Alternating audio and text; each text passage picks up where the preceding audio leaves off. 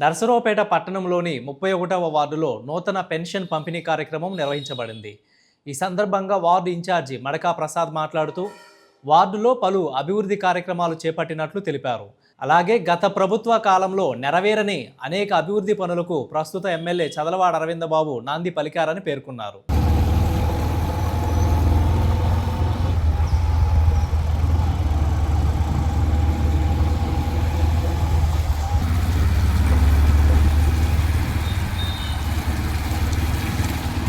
మా ప్రీతమ నేత నర్సరావుపేట శాసనసభ్యులు డాక్టర్ చదలవాడ అరవిందబాబు గారి ఆదేశాల మేరకు వార్డులో పెన్షన్ కార్యక్రమం నిర్వహించడం జరిగింది.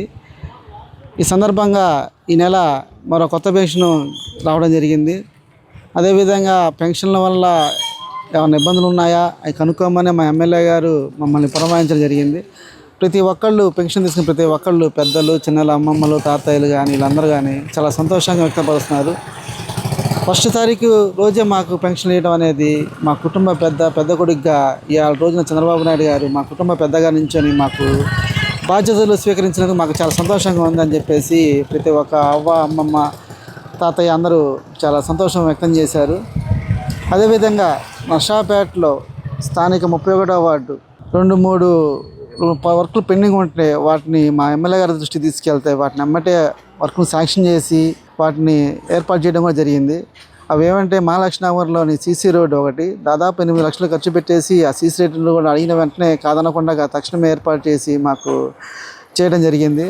దాంతోపాటు అలవాల బజార్లో కాలువ ఒకటి దానివల్ల వాన పడ్డప్పుడు దానివల్ల ప్రజలు చాలా విధంగా ఇబ్బంది పడుతున్నారు. దాన్ని మన ఎమ్మెల్యే గారి దృష్టికి తీసుకెళ్ళగానే దాన్ని స్పందించి ఎమ్మటే దాన్ని కాలువ నిర్మాణాత్మక దాదాపు 4 లక్షల రూపాయలు మంజూరు చేసి దాన్ని ఎమ్మటే కాలువ నిర్మించడం కూడా జరిగింది. దాని మీద కొత్తగా నూతనంగా వెరైటీగా ఆ కాలం మీద కూడా స్లాబ్ వేసేసి దానివల్ల ఆ రోడ్డు కూడా ఇరుగ్గా ఉండే రోడ్డు కూడా ఇప్పుడు ఆ విధంగా చేయడం వల్ల దాదాపు ఒక 5 అడుగుల రోడ్డు విస్తీర్ణం వచ్చింది. ఈ విధమైన అధునాతనమైన టెక్నాలజీ ఇంకా రాబోయే రోజుల్లో మన నర్సరావుపేటలో చూస్తారు. దీనికి అంకురార్పణ చేసిన మా ఎమ్మెల్యే గారికి ముందుగా మా హృదయపూర్వక ధన్యవాదాలు. అలాగే మేము ఏదైతే అడిగిన వెంటనే కాదనకుండా మా వార్డులో ఎలాంటి సమస్యలున్నా దృష్టికి తీసుకెళ్ళంగానే ఎమ్మడే స్పందించేసి చేస్తున్నందుకు మాకు చాలా సంతోషంగా ఉంది. ఈ సందర్భంగా శాసనసభ్యుల వారికి మనస్ఫూర్తిగా హృదయపూర్వక ధన్యవాదాలు తెలుపుకుంటున్నాము.